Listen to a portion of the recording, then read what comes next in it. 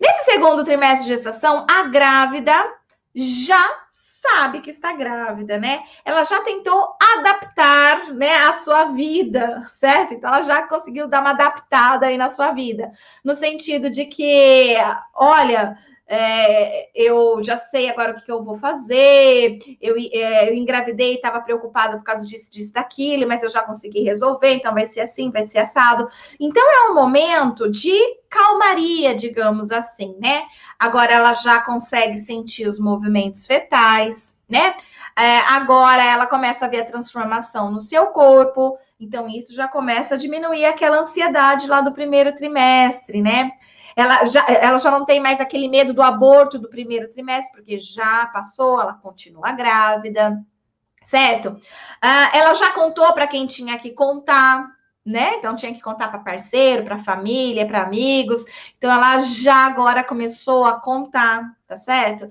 Então, assim, percebam que a gente está falando de um tipo de situação de gravidez, porque vão existir outros que o segundo trimestre não vai ser essa calmaria toda, não. A mulher ainda vai estar desesperada, porque está grávida, ela ainda não conseguiu solucionar esse problema, né? Que ela entende como um problema, estar grávida. Para muitas, ela ainda não conseguiu.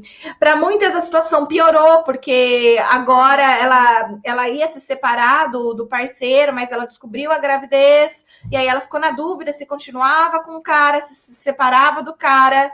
E aí ela toma uma decisão que pode ser que aumente ainda mais a ansiedade dela nesse segundo trimestre, né? Caso ela quisesse se separar e não separou, porque agora ela sabe que tá grávida, por exemplo, e vai ter que continuar, e como que vai ser isso? Uma série de coisas. Então, assim, por isso que é muito subjetivo. Por isso que a gente tem que olhar para cada caso. Por isso que a gente não pode generalizar, ok? Quando a gente diz que o segundo trimestre é o de maior tranquilidade, é a maior tranquilidade entre aspas. Você tem que conhecer a história daquela pessoa. Às vezes, aquela pessoa está descobrindo a gravidez no segundo trimestre. Então, toda ambivalência, ansiedade, isso e aquilo vai acontecer no segundo trimestre. Percebe?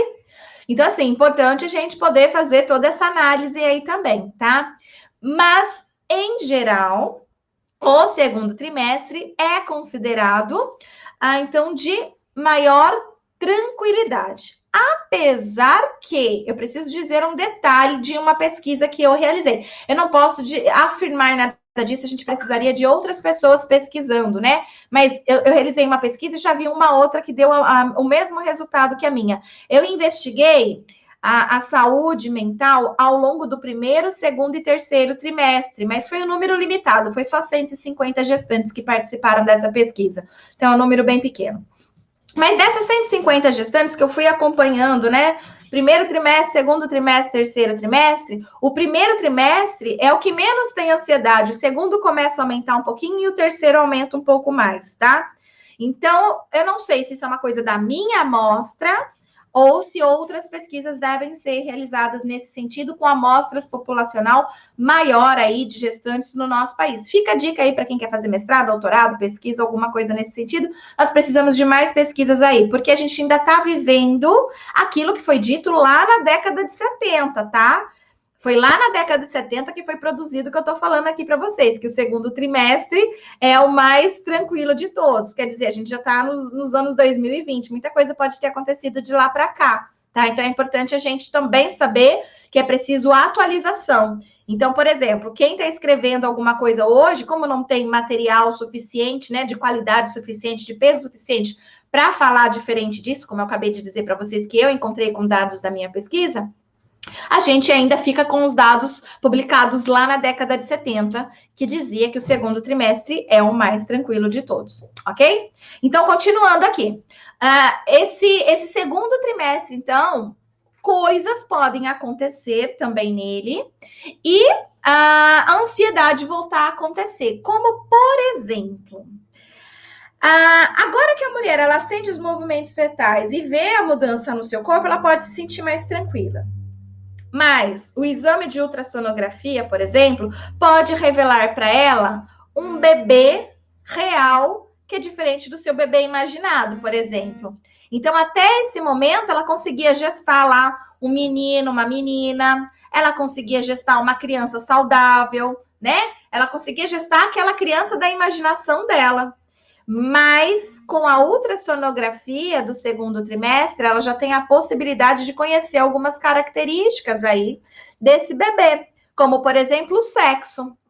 Então, por exemplo, se uma mulher sempre desejou um sexo masculino para o filho, né? E de repente, no momento da ultrassom, ela descobre que é uma menina e não um menino, e isso é um novo potencial gerador de ansiedade, percebe? Então, a ansiedade dela pode voltar a se elevar por conta disso. Nesse segundo trimestre, também pode acontecer coisas como infecção de urina, diabetes, né? Pré-eclâmpsia, entre outras coisas, né? Pressão alta, né? E aí, então, outras coisas também podem acontecer nesse momento. E isso eleva novamente a ansiedade dessa mulher, percebe? Então, coisas que vão acontecer aí nesse segundo trimestre podem fazer com que ele não seja tão tranquilo assim, tá? Então, isso vai depender, novamente, da subjetividade de cada mulher, de cada história, tá bom? Então, os sintomas vão diminuir, né? O bebê vai se tornar mais conhecido. Sobre o segundo trimestre, é isso mesmo, né? Então, pode desenvolver alguns problemas de saúde, aumentando essa ansiedade.